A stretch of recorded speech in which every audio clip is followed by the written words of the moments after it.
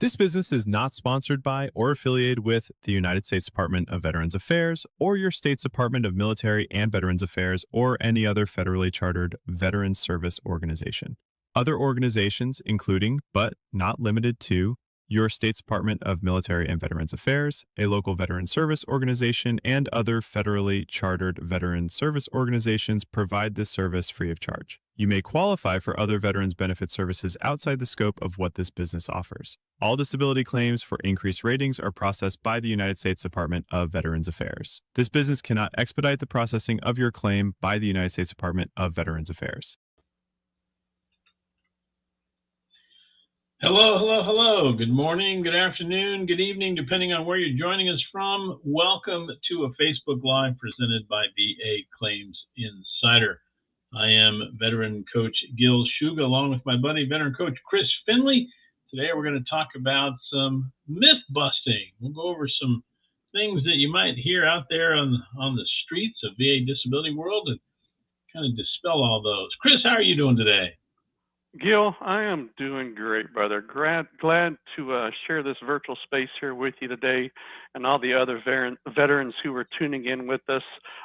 Big topic, great topic, by the way. You know, we get to answer those questions about, those facts and those fictions. So a lot of fun headed your way. Gil, how's Arizona treating you, my friend? Oh, it's great. I got no complaints, man. I sit here and watch the disastrous weather we have elsewhere around the country, and now it's a chilly 61 degrees outside my office, but we're pushing up towards 80. This is the weather we brag about in the wintertime, but don't talk to me about it in the summer. We like to keep quiet about that 115, 120 degrees that we get out here. So, hey, welcome in, everybody. Yesterday was the first sign I noticed people were, the ice was finally melting here in the DFW area. Oh, I know. I've seen it. I've seen it. No, thank you. I got family all around the country, and all of my adult children are spread out, and I keep it like the old man that I am. I keep track of the weather everywhere around the country, and I just look at that and go, "Oof, no, thank you." As you folks trickle on in, do us a favor. Jump into the chat. Let us know what branch you served, where you, when you served, what you did. We'd love to hear from you. We've got some folks coming in that work with us here at VA Claims Insider, plenty of folks that don't. You don't have to be a member of our program to get this information. We're glad to have you, help you out as much as we can, answer these questions, dispel these myths and rumors and wonderful stories that you hear. Let's talk a little bit about who we are and what we do. What we focus on when we work with veterans is helping you achieve the benefit rating that you deserve. We do that focusing on strategy, education, and medical evidence. When you work with us, you join our program, you get assigned to a care team, which includes a veteran coach, like one of us. And with that, you get one-on-one coaching, which includes a strategy session, claim submission education, CNP exam education. That stands for compensation and pension exam for those of you that are new around here. As an aside, Chris and I do this all day, every day, and so we're accustomed to using the terms and the lingo. If either of us say anything that you don't understand what that term means, just throw a question in the chat. We'll do our best to explain that to you. Along the way, we're going to ask you, if you have any questions, go ahead and put them up there. We'll do the best to answer everything that we can answer. If we don't get to your question, there will be somebody online later who will address every single question that did not get answered during this live. Also, when you work with us, you have the option to attend live classes via Teams software platform, video classes. We have 3 different types of classes throughout the week. We have Coffee with the Coaches, which is an informal gathering 3 days a week. Mental health evaluation education, if you're preparing for a compensation and pension exam for a mental health claim, and a medical exam education class, and both of those are scheduled twice a week, one in the midday and one in the evening, to accommodate your schedule as best we can. Chris, tell us a little bit about a discovery call, what that's like. Well, yeah, great. Discovery call, yeah, that's kind of your opportunity to have a one-on-one call with one of our CSP individuals, and they'll be able to, ask you a few questions to get the information that maybe they're looking for, maybe what branch of service you served in, just the roundabout questions that you'll be asked, just give you more of a qualification to figure out if you're a good fit here for VA Claims Insider. In that strategy, and in that initial call there, that'll give you an opportunity to ask any questions that maybe you're curious about, maybe some things that maybe you're on the fence about wanting to join our program. That'll be your opportunity to really get those questions answered at that point. Great explanation. Just give you perspective on where we're coming from. I'm a Navy vet myself. Spent many years in active duty. Chris and I have both been here at VA Claims Insider for over 4 years, working with veterans directly. So I've been around. I see that we got a lot of folks coming in from every branch. We always have more Army than anything else because it is the largest branch. But I'm always happy to see Navy because in a sense of gentle camaraderie, it's all about quality, not quantity. So just a couple of Navy guys is enough to balance things out from my perspective. But we're happy to have everybody. Get some Air Force, probably have a Marine or two in here. We usually do. Looks like we're getting some questions already. We'll address those questions after we go through our presentation. Do the best we can. They may be answered along the way, but feel free to go ahead and add them to the chat now, and we'll kind of curate those as we go. Chris, tell us a little bit about your background. Where do you come to us from? Yeah, great. Yeah, my name is Coach Chris Finley. I've been with VA Claims Insider, as Gil said, going on 5 years now. Actually 52-year civilian, not a veteran. Never served in any branch of the military, but very thankful, for each and every veteran that did put on that uniform. I came to VACI in kind of a different approach, during COVID, there was kind of that transition, and that's when I found VACI, and ever since then, it has been a great home for me and my family. So enjoy working with the veterans each and every day, getting them the VA compensation that each and every one of them are deserving of. We have over 30 coaches available on the team. Many of us are veterans. Some of us are not veterans, but have close ties to the military community. Everybody here is a big supporter of the veteran community in their own capacity, in their own right. And so we're here to serve you. As you've seen, if you've been around us at all, you see our motto, if you served, you deserve. We're also going to put some links in the chat where if you want to consider working with either Chris or with me or with another one of our coaches, you can sign up to do that. You can sign up for that discovery call where you'll get on the phone with one of our veteran ambassadors. And they'll talk to you about the program, answer any additional questions, and see if we might be a good fit to work together. So we'd love to have you do that. We'll answer the best questions we can here today. Like I said, we have a specific topic on VA claims myth busting. Jump into that here. Just as a way of intro on these myths, I got to tell you, there's a lot of bad information out there among the veteran community. I liken it to being back on active duty, from either Navy or Army perspective. You can be in the berthing compartment or back in the barracks, and you can ask 10 of your buddies their opinion, and you're going to get 10 expert opinions from people who don't know what they're talking about. And talking to veterans about VA disabilities can be like that too. Everybody's got their own experience, everybody's got their own perspective, and some people are not giving you legitimate information. And so we're dealing with subject matter experts here today, so hopefully we can reduce some of those myths, eliminate them for you, answer any additional questions. Now let's get into our first one here. One of the most common ones we see is VA disability is only for those veterans who are more disabled than me. Other veterans deserve benefits, but not me. Boy, that's a big lie because many of us tell ourselves that, say, well, I don't deserve it. No one shot at me. I worked, I did this job, I did that. Yeah, I wasn't in combat, so I can't have PTSD. It's not about that. As I said, you served, you deserve. Most veterans have some disability, arising from their VA disability benefits. The VA can rate thousands of different conditions, anywhere from a 0 to a 100% rating in 10% increments. Each level that you're rated pays you a certain amount of money and comes with additional benefits depending on where you are.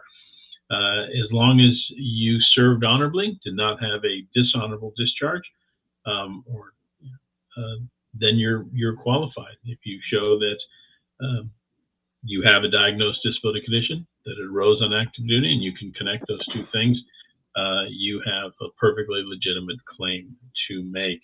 You want to be able to show that it was caused by military service and show the frequency, severity, and duration to determine the appropriate rating level. But there is no matter of other people deserve it more than I do or more than you do. Keep in mind that that's just not the way the system is designed. The system is set up to compensate every veteran who has a legitimate disability claim at the appropriate level. I think well said there, Gil. And I think another good terminology for that, is, these benefits are for you because of you. You raised your right hand to serve and protect this great nation. And these are just benefits that are part of that. And don't let anybody tell you differently than that. So moving on here to myth number 2. If I get a VA disability benefits, it will take away from other veterans' benefits. And of course, that's just not the case, okay? Your VA benefits do not affect any other veterans' benefits. They're completely independent of one another. So your service connection is not going to affect another veteran's service connection. It just does not work like that. Now, could you be rated at 70% and then another one of your best friends be rated at another rating for the same condition? Could that be different? Absolutely. But as far as the benefits go, really talking about the only one you're really hurting is yourself and your family, if you don't go after these benefits. Great point. Great point. Number 3 on our list, I've been out of the service too long to apply for VA disability benefits. Nope. There is no statute of limitations on VA disability benefits claims. Doesn't matter how long ago you served, doesn't matter when you got out.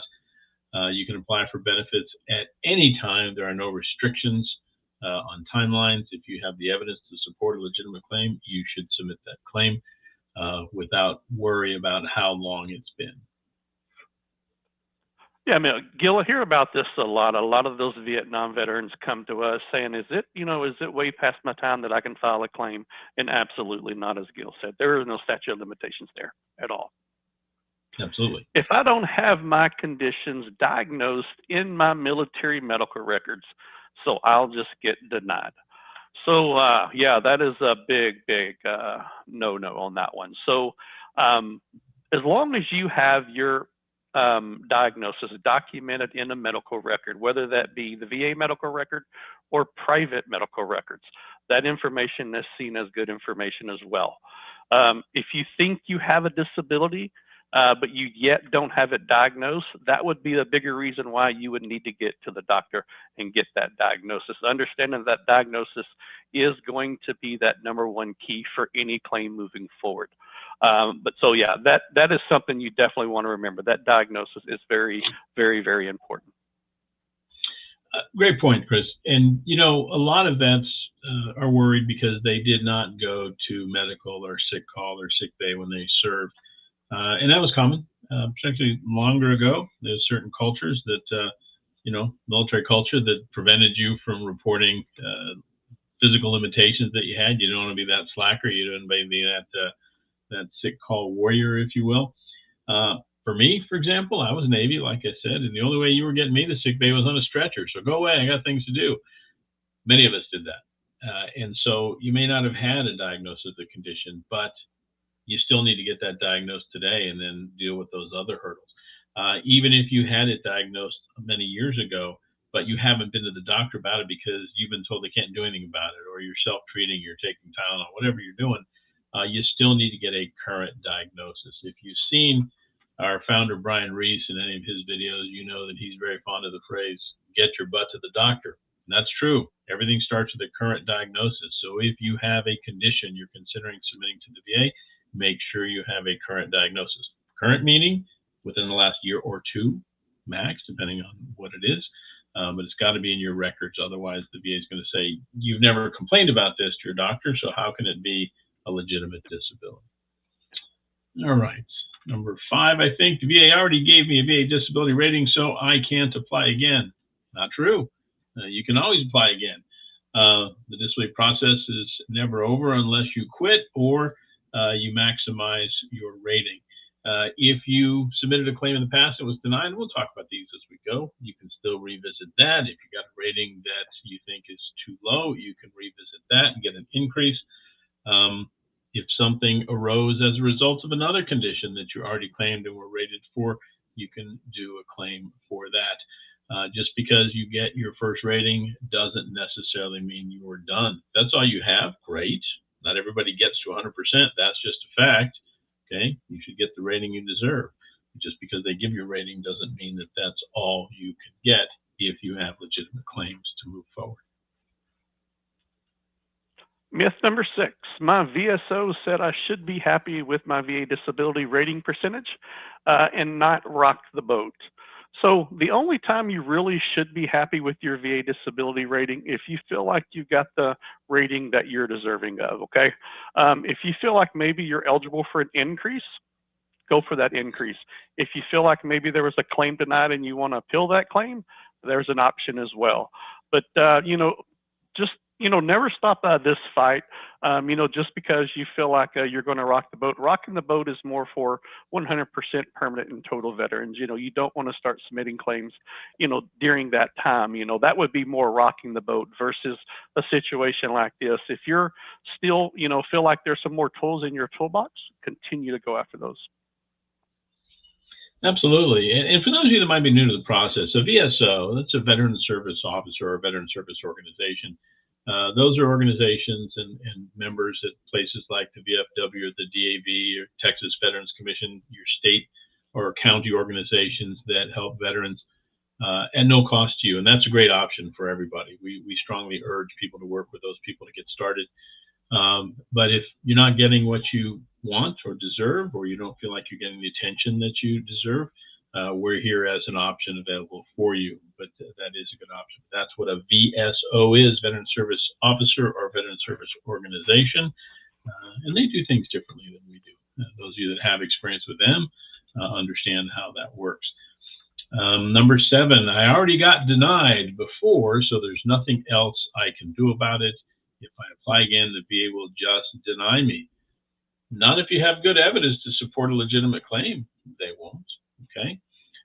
You can go back as many times as you need to, provided you meet the requirements that the VA has.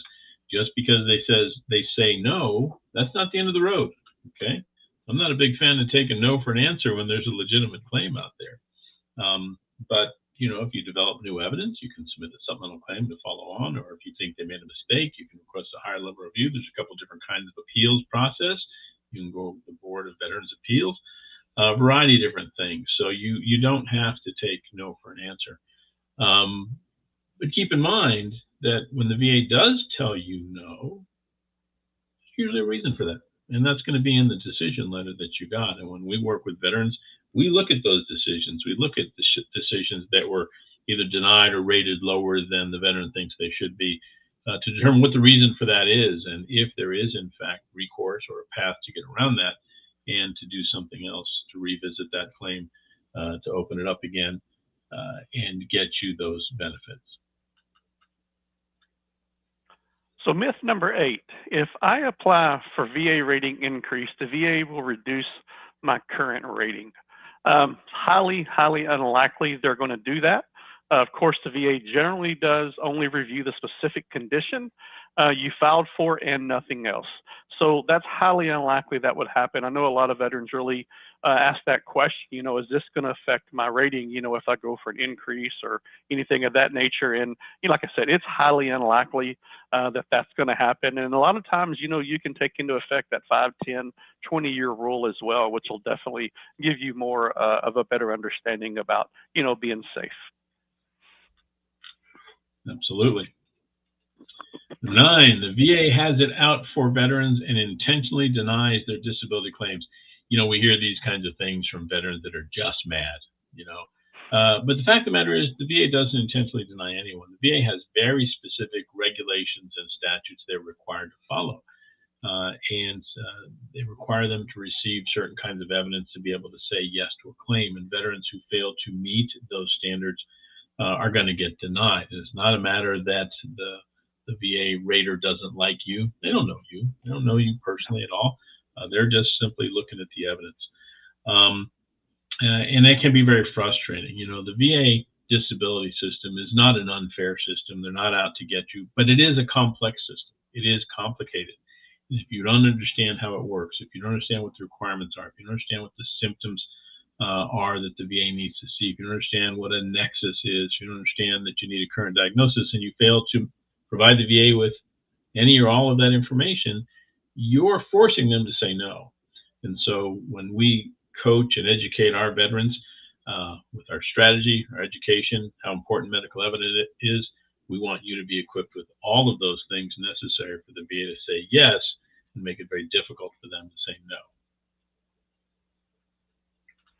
Absolutely, Gil. Very, very solid point there. And, you know, we hear that a lot. A lot of veterans come to us, you know, and just, hey, the VA denied my claim. For some reason, they don't want to service connect this claim. And then you ask them, what did you submit for that claim? Did you have any, you know, solid medical evidence in support of that? And of course, you normally get the no, I did it. What did you submit with it? Personal statement? Well, normally, you know, like I said, that medical evidence is the key to winning claims. So if you're struggling in the claims process, that medical evidence is going to be the key to either a successful claim or a denial. Myth number 10, my disabilities aren't severe enough to get a VA rating. So that's just not the case. Regardless of your severity of symptoms, you can still get service connected at the minimum rating of at least a 0% rating, which is considered a non-compensable rating. There is important because if your condition worsens over time, it does give you that opportunity there to go in for an increase on that condition. And that is a really big misconception that a lot of veterans do take, is that a 0% rating is not considered service connected. It's just not the case. A 0% is considered service connected. And really depending on the claim, let's say, for example, like an ED claim, of course, you can't increase an ED claim. But if you have like an increase on like a migraine claim, then that opens a door for that potential increase for that. So there's it's definitely not the end of the road if you get a 0%. Always continue. If your symptoms have gotten worse over time, you definitely want to put in for that increase. Absolutely. And keep in mind that a 0% rating is not a denial. That's a common misunderstanding. A 0% rating, all that means is that when you presented your claim, the VA accepted that you have this condition, that it is caused by your military service or secondary to another condition. But at the time they evaluated it, it did not rise to the level of compensation. That's what that means. It doesn't mean you were denied. It doesn't mean they said no. It means that you didn't provide evidence of frequency, severity, duration of your symptoms to support a compensable rating at 10% or higher. Okay. And Chris made a great point. Because you're now service connected, you don't have to reprove that part of it. If it gets worse, you just have to show that it's gotten worse to get an increase in that rating. Very important consideration. Let's talk about the next one. If I get seen for mental health or have a VA rating for PTSD, the VA will take away my guns. We hear this a lot, and it's just not true. All right. The VA has no authority to do anything like that. They aren't going to take away your guns. They're not going to report you to anybody else. It's not going to do those kinds of things to you. The loss of access to your Second Amendment rights literally is based upon a finding by a legal authority that you're likely to harm yourself or others. That's not what this is about. This is a finding that you have this disability impacting your personal, professional, and social life to a certain degree. That's not an issue. A very common misconception, by the way. We hear this one all the time. And you know, a disability rating can affect certain aspects of your life. And so you want to be aware of your own circumstances. There are situations where a mental health rating can impact certain employment areas, such as FAA licensed professionals, pilots, or air traffic controllers. That can have an impact on your employment there, but the vast majority do not. And guns is one of those that we hear all the time, just not true. That's right, Gil. That is so correct. So myth number 12, if I get the VA rating for mental health or have a VA rating for PTSD, I'm going to lose my security clearance. So that is just not the case as well. So any sort of mental health claim, including PTSD, has really nothing to do with your security clearance. If you do have a mental health condition or seeking treatment and taking medications, you don't need to notify your program security to update your SF-86, okay? However, so it won't impact your security clearance. You do want to note why the rating alone may not impact your security clearance, but failure to disclose that may just kind of show that lack of integrity there. So just, I would mention that to your superior, just so it doesn't impact your clearance there. Just notify them that, hey, I am service connected for, a mental health condition. I do want you to know about that. It's not going to affect my work or anything. And if it does continue to affect my work, then actions can be taken from there. But yeah, it's definitely going to not affect that at all. Yeah, and just to clarify, if you didn't have a rating when you received your security clearance, and then you get a mental health rating, you do want to report that to your security staff, security official, so that they can determine that's in your records. And again, the important key here is being honest about these things. Hiding things when you have a security clearance, those of you that have one or previously had one, understand that can be viewed as a lack of integrity, and that fact will have the impact on your rating, and not the fact of having the rating itself. My VA rating for mental health should be rated higher because I was a whatever, combat infantryman, personnelman, insert your MOS or your job title here. No, not true. Your job in the military is not determinative of your disability rating, your mental health rating. Your experiences, your actions, and your reaction to those actions are what determine your diagnosis and your rating. It's not about your job. An MOS doesn't automatically equal a certain diagnosis or a certain rating. It just does not work that way. You have to have a diagnosis of a disability condition, a mental health disability condition, and the VA rates over 30 disability conditions. So it's not just, I don't have PTSD, so I can't have a rating. Not true at all.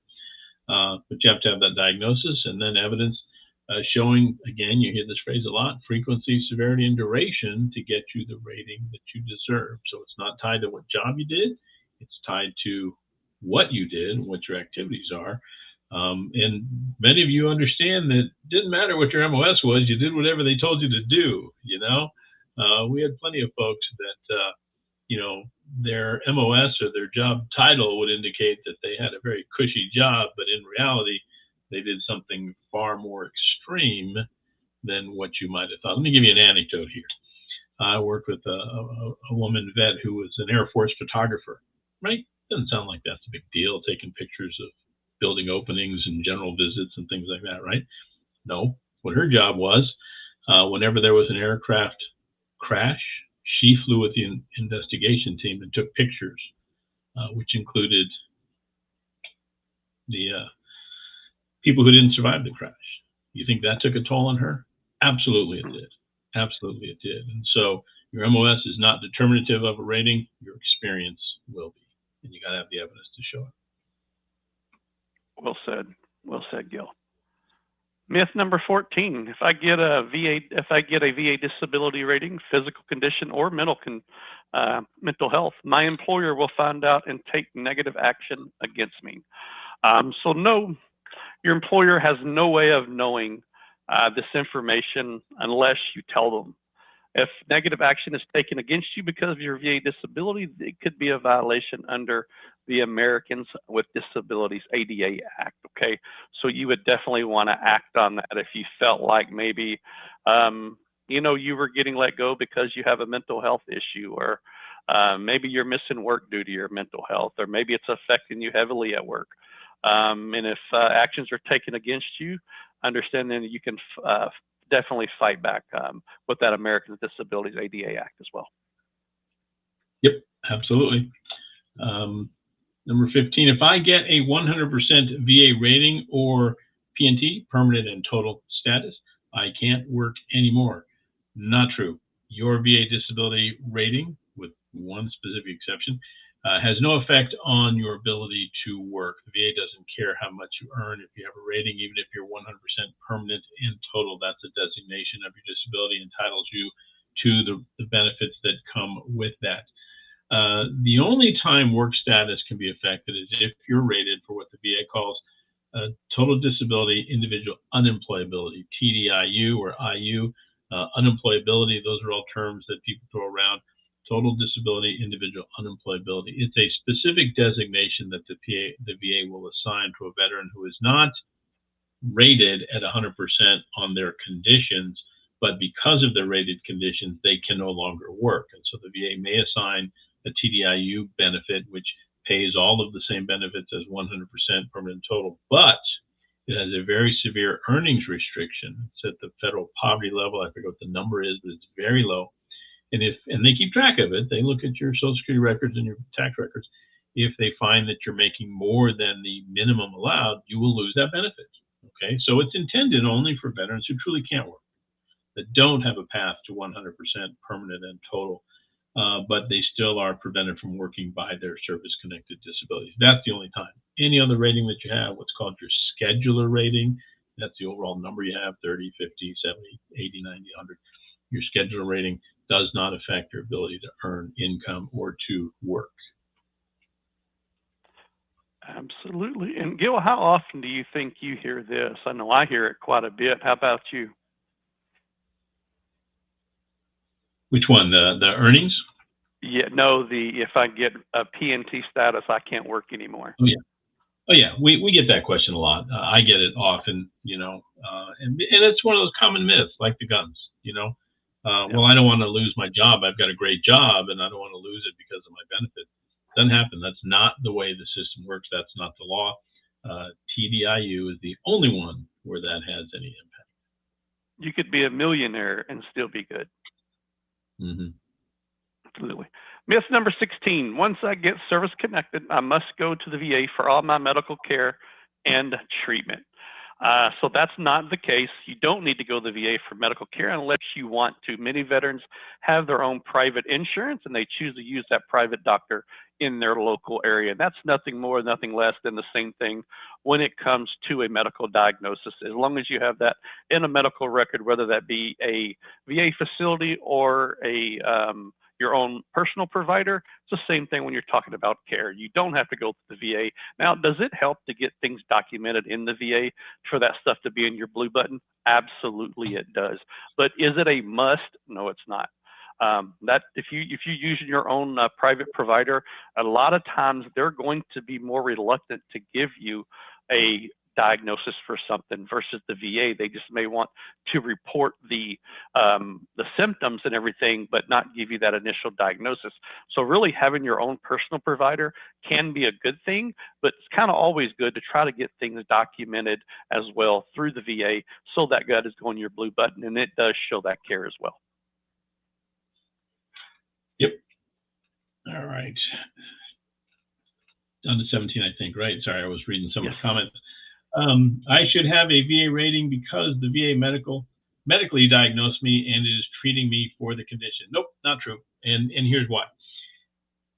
The treatment that you get through the VA is from the VHA, the Veterans Healthcare Administration. Your disability benefits are administered by the VBA, the Veterans Benefits Administration. Those are separate organizations under the overall umbrella of the VA, the Veterans Administration. And because of that, the VHA, the people that treat us, that provide our diagnosis, provide our treatments, they're not the ones that determine your disability benefit. So just because the VA may have said, yep, you have sleep apnea and here's a CPAP, hope things get better for you, that doesn't make it a service-connected disability. Think of it this way. If you didn't have any orthopedic injuries on active duty, but you've been out 20 years and tomorrow you fall down the stairs and break your leg, you go to the VA and get all that treated, and say they even have to do surgery, you do a bunch of rehab, and your leg's an inch shorter and you limp for the rest of your life. That's not a service-connected disability, even though the VA treated it and diagnosed it for you because it wasn't caused by active duty. So don't misunderstand that just because the VA treats you, the other side of the VA has to grant a disability. Not true. Now, on the other hand, your VA treatment records can help support your disability claims if they show you have a diagnosis, if you show the severity. So those can be helpful, all right? But they're not going to be determinative of your disability. You still have to have that diagnosis, evidence that it began or arose on active duty or is caused by another condition, and a connection between those two things called a nexus, okay? So don't misunderstand that. We get that a lot. Sleep apnea is a common one we get. It's like, hey, the VA diagnosed me and gave me CPAP, they have to service connected. No, they don't. That's not the determining factor. So it's a good question, though. We get that one a lot, and it's a common misunderstanding. Absolutely. Myth number 18, if I go to 90% or 100%, the VA will schedule me for a re-examination of all my service-connected disabilities. So no, getting to 90% or 100% disability does not affect any other disability conditions. The VA generally only reviews the specific condition you filed for and nothing else. But do we hear that, you know, hey, I went in for this and they reduced this? It can happen, but it is highly unlikely, you know, for that to happen, okay? It should not affect any other conditions there. But to sit up here and say it's never going to happen, I don't think that's a fair statement. No, and you're absolutely right, Chris. And think of it this way. The VA isn't proactively looking at things to reduce. They're not. But if you come in and you say, hey, I have this new condition and it's caused by this already service-connected condition. My right knee is so bad that I get these headaches. They're going to look at that and go, well, that connection makes sense. Let's see what's going on with your right knee. And they may say, wait a minute, your right knee isn't as bad as we thought it was. It's actually gotten better. That could happen. So you want to be careful about the claims that you do make and that they make sense and that you give them evidence that supports the legitimate claims that you are making. But they're not going to automatically review your already connected issues and just reduce those willy-nilly. Remember, contrary to what some of our shipmates and battle buddies like to tell us, the VA is not out to get us. They're just not. Okay, that's not the way it works. And myth 19, I think that's our last one. Not an even 20. Let's go to 19 here. There aren't any additional benefits for my dependents if I get 100% P&T, permanent total status.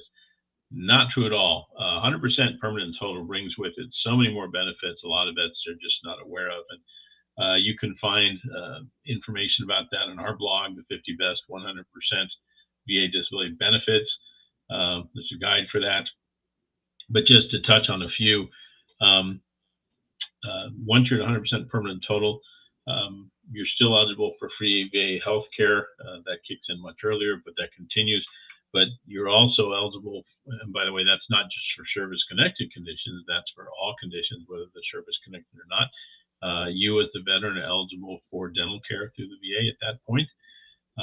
Also, your dependents are eligible for CHAMP VA, which is a supplemental health care plan at no cost to them or you to supplement the other health plan that they might have in place to compensate them or rather to pay for the gaps in coverage or the other things like that. Long list of other miscellaneous things. Every state has its own benefits too. Many states waive property taxes for veterans that are 100% permanent and total. Many states waive vehicle licensing fees, hunting and fishing licenses, things like that. The list is long. The point is, there are a lot of things available to vets that are 100% permanent and total disabled that aren't available at any other level. So you want to take a look at those things. Definitely. And a big one with that is that college. Go ahead. Oh, that's right. I left out it. Go ahead and talk about that. Yeah, that little bit of college tuition, which is really huge for a lot of veterans. You know, having that GI Bill going to college and 100% P&T will definitely wipe that out. So definitely something you want to think about. Chapter 35 benefits is what they're called, and they provide additional educational benefits for the veteran and their dependents. That can be a huge benefit, particularly if you've got kids that are college age or approaching college age. Once you reach 100% permanent total, that can be a huge, huge benefit for a lot of veterans. Can't believe I skipped over that one. Thanks for that catch, Chris. Appreciate that. Very well. All right. Take a breath, take a drink of water. That's the myths that we're going to talk about, but let's jump into some of the Q&A. let's see what we got here. Got a lot of folks chattering over here, but let's take a look at what some of the ones that are most common. Let me take a look at this first one from Forrest Garriga. I apologize if I butchered that. I did my best there. I have an important question. Yes, you do. If I may question me. I'm 63, first time filing, Air Force vet. Should I file everything at once or a couple at a time? That's a great question and a common one. Our philosophy is that you want to take a strategic approach and file the things that make the most sense, that you have the evidence for, and build on that. When you file too many things all at once, when you kind of take the approach of throwing everything at the wall and hope something gets approved, it's not a very strategic approach. It's you're giving the VA a lot of things to review, a lot of things to say no to, frankly, and they usually take longer to do it. We prefer an approach that identifies specific claims in a specific order, sometimes to build on top of each other, sometimes to gather the evidence that makes the most sense. Throwing everything at the VA is not our preferred method at all. I know there are other philosophies out there that are contrary to that, but we have success in doing it this way. Chris, your thoughts on that one? Yeah, that's a great point there. Also, therefore, when you do that, you're just tacking on time for your claim as well when you go with more of that spray and pray approach, because all of the steps that the claim has to go through, each an individual condition now has to go through that step. So now you have just prolonged, filing that claim, where if you'd have went with maybe an initial strategy and maybe pinpointed maybe one or two conditions, and then with a fully developed claim, you're definitely looking at a decision a lot faster versus going with that spray and pray approach. It's not something we recommend. It's very typical for veterans to do that the moment they get out of service. Let's just chunk everything up there. Let's see what sticks. Very common, but just not the best strategy. Yeah, and that's a great point. And sometimes when you're working with a VSO, for example, and I don't want to disparage VSOs because I think the world of them, generally speaking, I think they're a great resource for veterans. They will take that approach. Well, let's look at your medical records and everything you ever complained about. Let's tell the VA you should be service connected, ignoring the fact that you don't have a current diagnosis, ignoring the fact that you might not have a nexus, a connection between those two things. Ignoring the fact that it's not a chronic condition, all different factors that are important for the VA say yes. And so what happens when you do that, all of that remains in your VA claims file forever. That's your C file. You hear that phrase, C file. That's your VA claim file. And every time you have a denial of a particular condition, if it's a legitimate claim, but you just didn't have the right evidence at the time, you now have to overcome that prior denial, right? And so if you've got a claim that you know is a legitimate claim, but you need to build up the evidence on it, you don't want to submit that claim until you're ready, because you're going to have to overcome a denial later on rather than an initial claim built upon good, strong evidence that's going to support a decision in your favor. Just talking about claims in general, one thing that you guys can do, reach out to your local VSO, have them download your code sheet from their VBMS system, and that code sheet is going to show you everything, all your conditions, if they're considered static or not. But your VSO can do that through the VBMS system. Have them download that code sheet for you, and that's going to give you a really, really good understanding kind of where you're at, if your condition is considered static, or maybe if you're eligible for increase across the board. So highly recommend you do that. And keep in mind, not every VSO has that access. Correct. Some do. I forget what VBMS stands for, but it's their access to the veterans system, the VA benefit system, and they can get records for you. Some of them have it, not all of them do. Your code sheet, what that is, it's a printout from the VA that says what you're rated for and whether it's considered static, meaning it's never going to improve, or whether it's not, in which case you can seek an increase, or it could potentially be reduced. If it's static, they're never going to look at it again. They can say, yep, you're maxed out on that, or it's not going to get any better. Would be Veterans Benefits Management question System. there for us. I'm sorry, go ahead. Veterans Benefits Management System. There you go. See, it was too easy. I overthought it. Help answer Lynette for us, would you, Chris? What's that? You see Lynette's question over there? Or you want me to read it? Lynette, I'm looking for that now. Lynette Williams. It's a short one. We've talked about it. Well, I'll read it and you can add. There you go. Can you see that one? Yeah. How long does it usually take for the VA to prove a TDIU claim? So that is a loaded question there, Lynette. I mean, hard to really say. Is it going to take a little bit longer than maybe, let's say, a conventional claim? Yeah, it's going to, but really to give you a timetable how long something like that would take, really every situation, every claim situation is going to be somewhat different. Not knowing a lot of details about yours, really hard to give you like a pinpoint answer on that. So just it's a ballpark. I would say without even, I don't know if I think it'd be fair to give you a number because it's just really, really hard to say. What would you say, Gil? How long? No, there is no reason. There's no way to say how long because they want to review all of your records. They probably want to do an employment study to see what you. Now remember, a TDIU rating doesn't mean that you don't want to work or you don't have a job or you can't work the job you already had. It means that you are functionally unemployable, meaning you're incapable of maintaining a job that's going to provide a workable income for you. That's why there's a restriction on it, an earnings restriction on it, because you might have to change jobs. You might have to take a lesser paying job. You might have to take a different kind of job. It's not considered like, job insurance, if you will. It's finding a disability. So how long it takes them is how long they do all of that.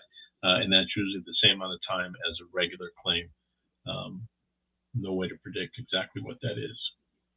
Lynette, I know that was a question, the answer you probably didn't want, but like Gil and I both said, that's just a hard determination there.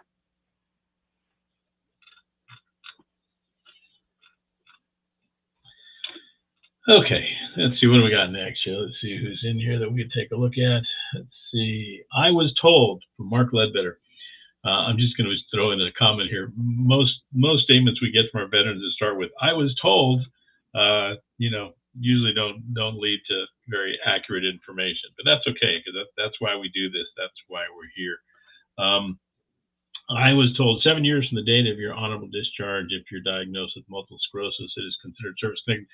I don't think that's accurate at 7 years. There are certain conditions, if they're diagnosed within a year of active duty, are automatically considered service connected.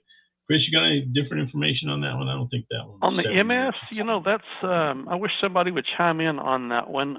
That's really one of those, that's a great question right there. Let me take a look at something here. Let's see. Oh, it is 7 years. Within 7 years after separation with service, if it manifests within 10 years. So you got us on that one, Mark. That's a great insight. So that is one of those unusual circumstances. And this is one of those things where we don't face every single issue every single day, but we do have resources available to take a look at all of that stuff. And if we can't find a quick answer for you, we have a whole team here that works together to try and find answers. That is actually good information. Within 7 years, if it manifests to a degree of 10% or more, yes, that is service connected and rateable for you. Well, that's a specific one, Mark. Thanks for bringing that to our attention. We appreciate that. Yeah, absolutely. Great question. I learned something today. Chris, I can quit for the day, right? Well, I mean, yeah. Gil, this is we learn something every single day. The way the VA is changing and adjusting with everything, it's a learning day every single day within the VA claim space. Absolutely, and I think the most important thing is that we have resources available to us, not just in our own research tools, but among each other. Among the 30 plus coaches, I bet if I posted that question, I'd have somebody would go, "Oh yeah, that's absolutely true. I had a vet and we did this and this and this." So not all of us deal with everything all the time.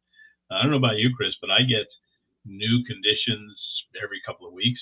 Somebody comes to me with something, says, "I have this, and here's what I think the issue is." I'm like, I'm going to have to look at that and get back to you on that, or look it up while we're talking on the phone. And that's one of the great things about working with us is that you have the whole team available to you. Maybe not directly. I mean, if you're working with me, you don't get to call Chris and ask him what he thinks of something. But if I know Chris has had an experience that I haven't had, you bet I'm going to get on the horn with him and say, "Hey, Chris, remember you told me about this once. What's the story on that? Where can I find some more information? You find yourself doing that, buddy?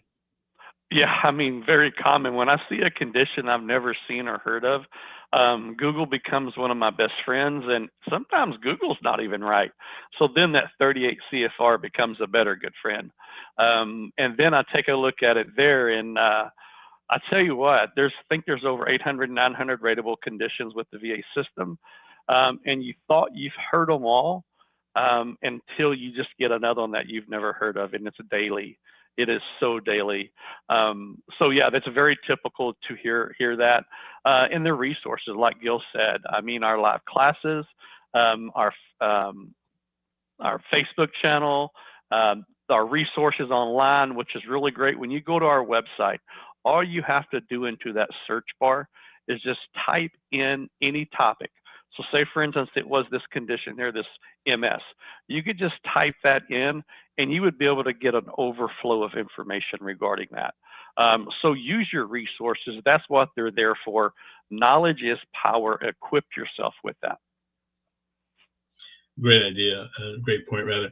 And you know, one other issue that's tangential to this is the presumption that the VA includes for certain conditions. And what that means is that for certain qualifying conditions, if other conditions are met, the VA will presume it was caused by your military service. Now, we most commonly see that for veterans that are qualified for presumptive service connections under the PACT Act. And most of you have probably heard about that, and some of you might even understand what it is. But what the PACT Act did is it created a presumptive conditions for certain identified disability conditions, meaning if you have this diagnosis and you served in a qualifying place at a qualifying time, the VA will presume that it was caused by your military service. They will presume that nexus, that connection between the two. That's the same for the MS question that was just asked. If you had a diagnosis in active duty, but it didn't rise to the level of compensation right away, but within 7 years this manifests to 10%, they're going to presume that was caused by your military service, even over that extended period of time. That's a presumption. Not everything is presumed. And just because you served in a certain time and place doesn't mean you're going to get rated for a condition. You still have to have a current diagnosis. Presumptive conditions are commonly misunderstood, but they're there for your benefit. And if you have that diagnosis and you qualify, you certainly should pursue those conditions. And when you're talking about a presumptive condition, you don't need that nexus. Remember that. Your DD 214, that's basically your nexus. It shows that qualifying time and that qualifying location. So the next question here, Kenny Almus. I was told my letter of intent to file is only good for 1 year. So Kenny, that is correct, sir. That effective date, that intent to file is normally good for 1 year. And that is 365 days on the calendar, not 366. That is 365 days. So when that runs out, it's always best to throw another intent to file straight in until your conditions are considered static. Always remember that. And also, when you're talking about an intent to file and that effective date, you also have to remember the diagnosed date as well, because the diagnosed date can override the intent to file date. So always got to keep that in hand as well. Yeah, and let's dive a little bit further into what some of that stuff means for those of you that might not have experience dealing with this yet.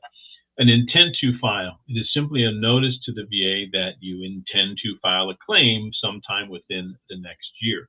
When you open that intent to file, it holds that date. And so if you file a claim within a year of that date, it can be, and you win that claim, it can be the effective date backdated back to that intent to file date under certain circumstances. And so the key for you is to have an open intent to file at all times. Now, if you're filing a supplemental claim on a claim that was previously denied within a year of that, it's going to go back to that date.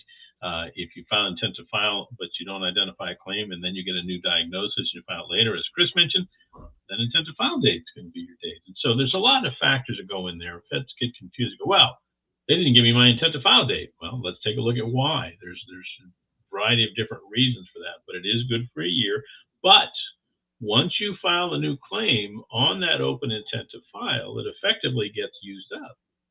Okay, so you have to file a new one. So you open intent to file and you file a claim within 6 months, and then 3 months later, you file a new claim and you think it's going to go back to the first one, that's not going to happen. Okay. So you're going to have to get a new intent to file every time you file a new claim, and it starts that year process over. Complicated, So, huh? so a small example here. So for an example, you put in an intent to file, let's say in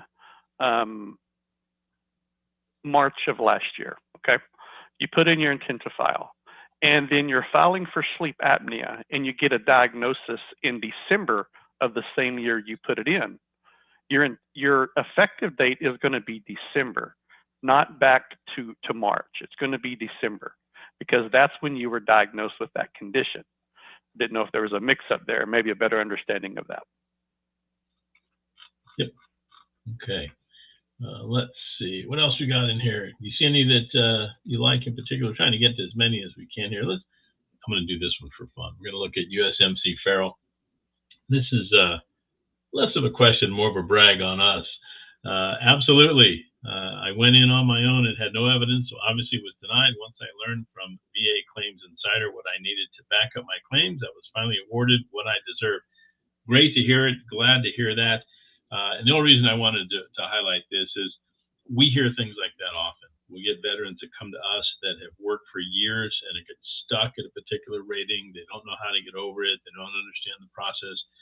They feel like they're hitting their head against the wall. They just can't get through that barrier. And so when you work with us, your coach might have a different insight. Your coach might have an opportunity to go, you know what? I can see why they keep saying no to this. You either need to do this different, or you're never going to win that claim. You're just not.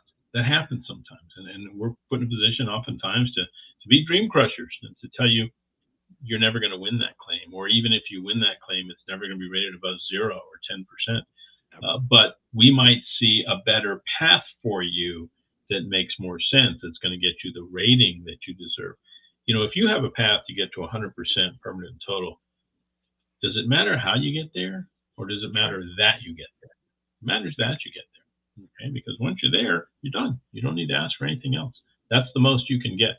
And so, you know, I used Farrell's comment here to brag on us a little bit, but that's what we do all day, every day. And we're honored to be able to help our fellow veterans do that. Even for a Marine, happy to have you. Glad it worked out for you. And kind of back on that medical evidence, you know, you can't talk about that enough. Matter of fact, I know that's something we talk about quite a bit because we see the results, you know, of having that medical evidence. And I think as a veteran, I think that's what you're looking for when you come to VA Claims Insider, is you're looking for results. You know, whether you get denied, whether you get approved, a denial should not be the end of where you're trying to go, okay? Our owner and founder, Brian Reese, been denied many times. Our president, Terrell Morrell's been denied many times. That never stopped them. They stayed in the fight. They kept fighting for what they felt they were deserving of, and they were rewarded to what they were deserving of at the very end. So understand that medical evidence is really the key to getting approved or denial across the board. So take that, don't take it with a grain of salt. That's a very serious statement. Whether you have the medical evidence or you don't, working with VA Claims Insider, you're going to have that access.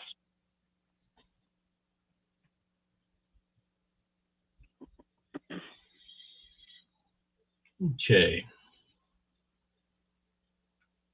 Let's look at Robert Newberry 5886 here. Just kind of jumping around, see if we got time to fit these in.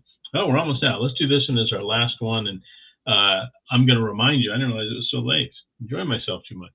I'm going to remind you, if we don't get to all of your questions, and we're not going to, obviously, don't worry, somebody will log on and answer those. We always have people doing that.